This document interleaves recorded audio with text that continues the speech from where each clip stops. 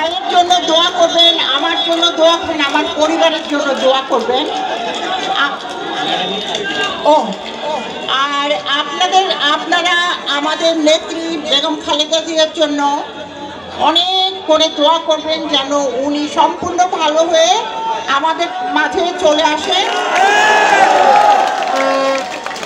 এবং আমাদের নেতা তারেক রহমান উনিও যেন অতি শীঘ্রই আমাদের কাছে চলে আসবেন ইনশাল্লাহ। আমি শেষ করি আর বেশি দীর্ঘায়িত করব না, আরো অনেকে আছে বলার জন্য। ইনশাল্লাহ আমি আবার আসবো আপনাদের কাছে। আমি আগেও ছিলাম, এখনো আছি, সবসময় আপনাদের সাথে আছি। আপনাদের ভাই ইনশাল্লাহ আমরা সব সময় আছি আপনাদের সাথে। আপনারা দোয়া করবেন, আপনারা ভালো থাকবেন। খুব শীঘ্রই আপনাদের সাথে আবার দেখা হবে।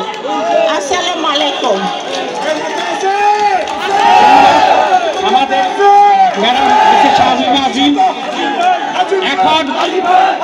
এখন বক্তব্য রাখবেন, যার বক্তব্য শোনার জন্য আপনারা দীর্ঘদিন অনেক কষ্ট করেছেন, অনেক বছর আপনারা নির্যাতন সহ্য করেছেন।